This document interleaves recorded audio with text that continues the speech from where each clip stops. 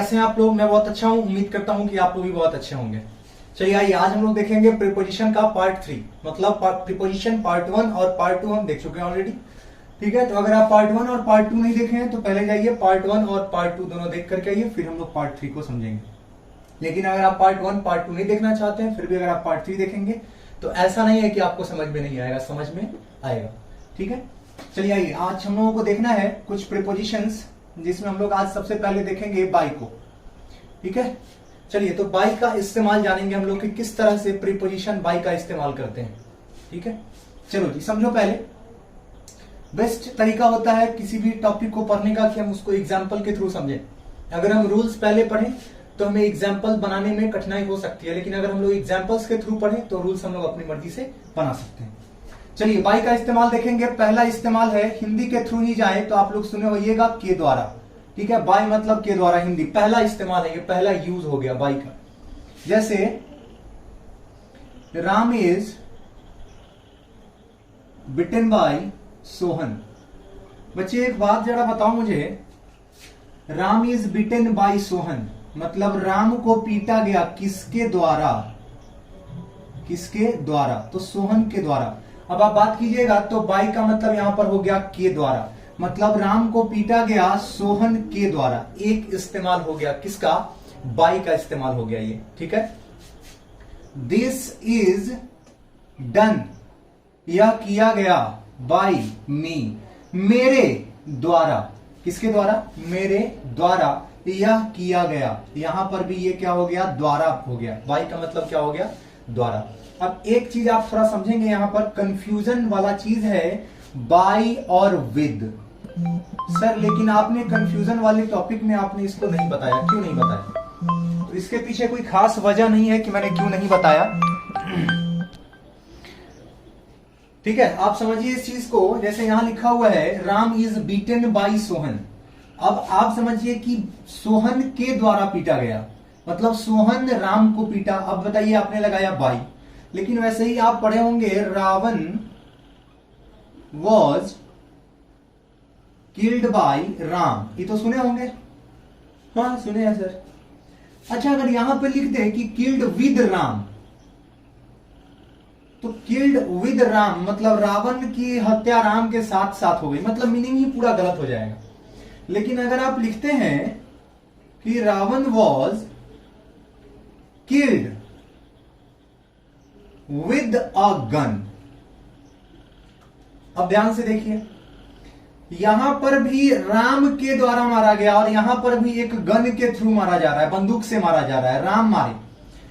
दोनों ही जगह पर यह हत्यारा है। यहां ध्यान से देखिए, मर्डरर यही है, लेकिन यहां पर कोई आदमी डायरेक्टली मार रहा है किसी को जान से, तो यहां पर हमने इस्तेमाल किया बाय का। और अगर हम किसी चीज की मदद से किसी को मार रहे हैं तो वो क्या इस्तेमाल करते हैं? हम विद का इस्तेमाल करते हैं। तो आप कभी भी कंफ्यूज नहीं होंगे क्या चीज में? बाय और विद के इस्तेमाल में। बाय और विद के इस्तेमाल में कभी कंफ्यूज नहीं होंगे।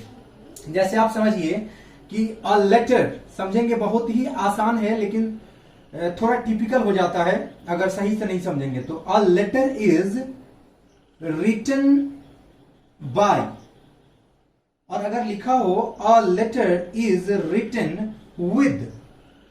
अब आप समझो कि यहां निश्चित बाय है तो लिविंग आना चाहिए, कोई ना कोई आदमी आएगा कि किसके द्वारा लिखा गया।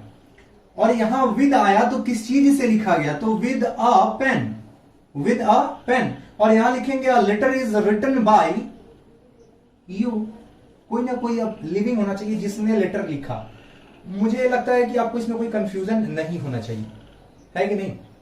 हाँ सर, है कुछ ऐसा ही। चलिए वैसे ही हम लोग इसको एक और एग्जांपल के थ्रू समझते हैं। श्याम इज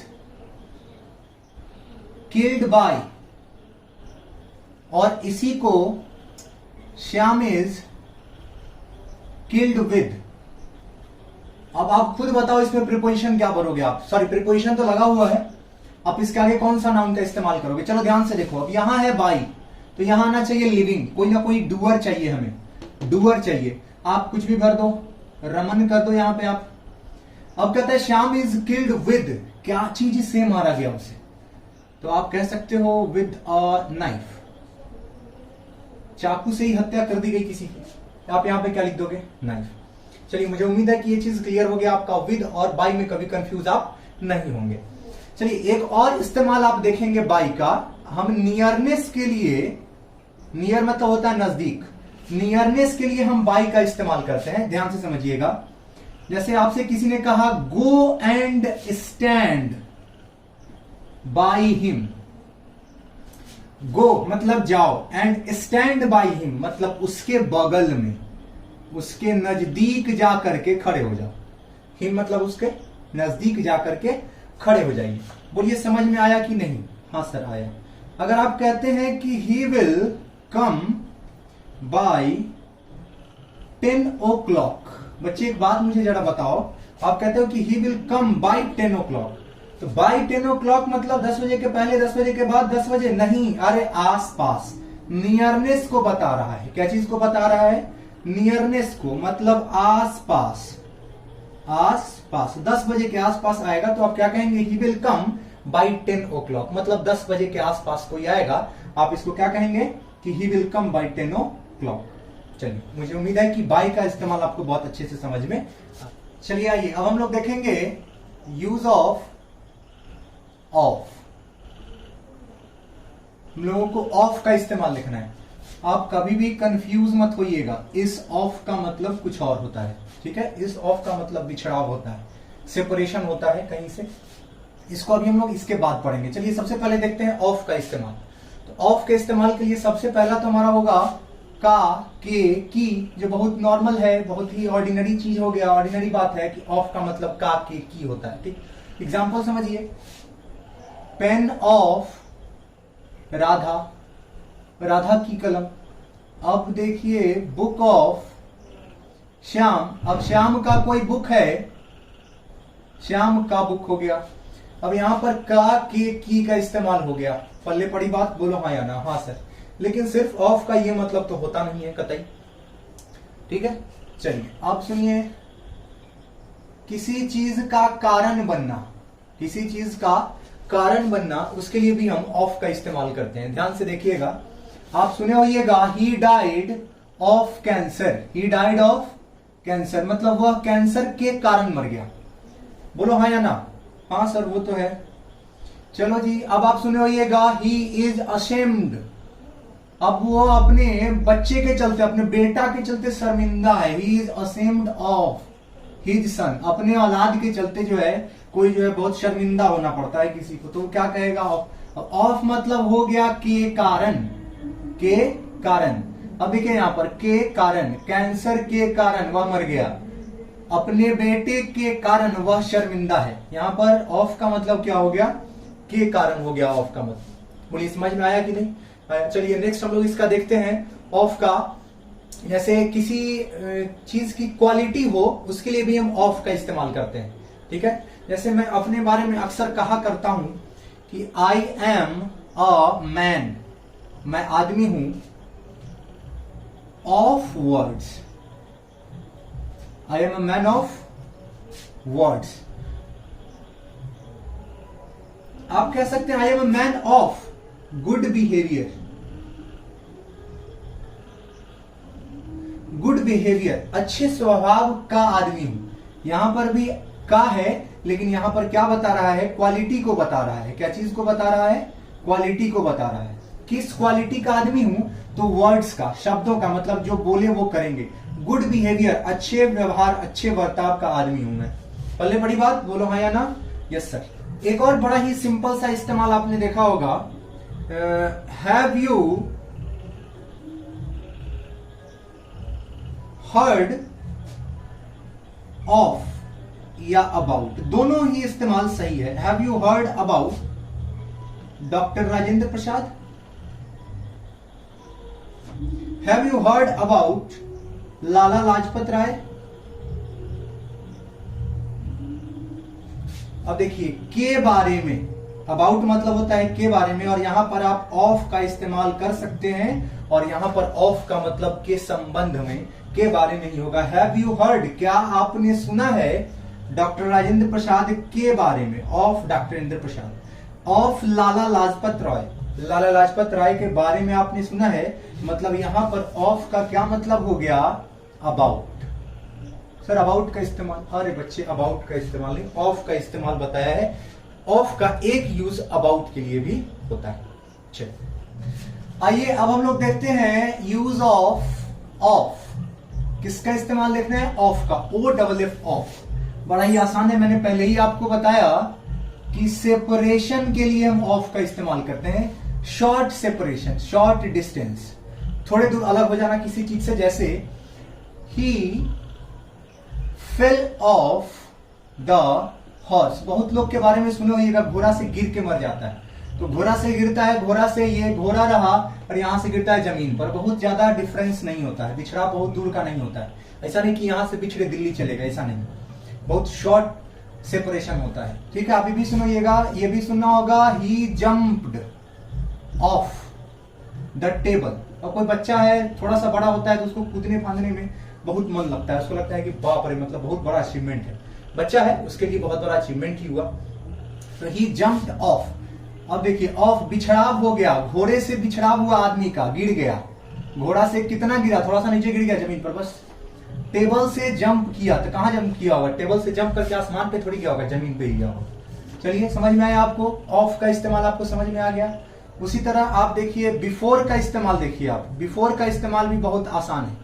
बिफोर का मतलब पहले भी होता है और सामने भी होता है, दोनों ही। देखिए he is before me, he is before me, तो ही वह मेरे सामने है या फिर मेरे पहले भी हो सकता है। जैसे मान लीजिए किसी लाइन में खड़े हैं, कोई आपसे पहले है तो आप कह सकते हैं कि ही इज बिफोर मी, और आपके सामने है तब भी आप कह सकते हैं कि ही इज बिफोर मी।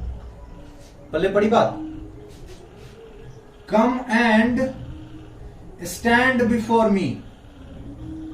अब देखिए कोई आपको ऑर्डर दे रहा है, आओ और मेरे सामने खड़े हो, यहां पर बिफोर का मतलब क्लियर है कि सामने खड़े होना है। पहले बड़ी बात, बोलो हाँ या ना, पक्का। अब आप कह सकते हैं he has come before Sohan. Same case हो गया। अब देखिए सोहन के पहले भी आया होगा तभी यही बात कहेंगे, और सोहन के सामने वह आ गया होगा तब भी वही बात कहेंगे। बिफोर का मतलब सामने और पहले दोनों ही होता है बिफोर का मतलब, तो इसमें कंफ्यूज होने जैसा कुछ भी नहीं है। नेक्स्ट इस्तेमाल हम लोग देखेंगे यूज ऑफ बिलो। अब देखिए बिलो का मतलब के नीचे भी होता है और से कम भी होता है, तो इसका इस्तेमाल बहुत ही आसान है। अब आप कहिएगा ही स्टैंड्स बिलो, मतलब मेरे से नीचे है, ही स्टैंड्स बिलो।